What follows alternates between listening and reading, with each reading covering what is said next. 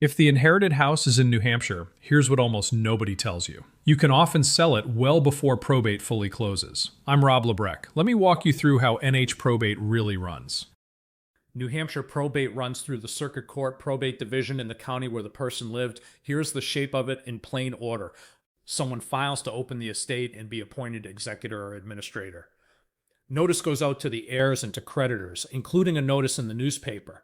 Then that person files an inventory of what the estate owns, usually within about 90 days. Then there is a waiting window for creditors. In New Hampshire, they get 6 months from the appointment to bring a claim.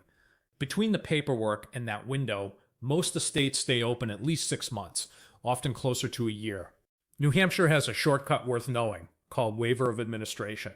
When nobody is fighting over who runs the estate, it lets you use a lighter, faster path. It does not erase the creditor reality, but it is a lot less machinery.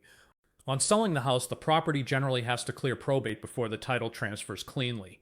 Whether you need the court to specifically approve the sale depends on the situation, so confirm that with the estate's attorney. Plan on 6 months to a year for a clean estate, but you can often get the house on the market well before the estate formally closes. Next, Massachusetts, which runs differently.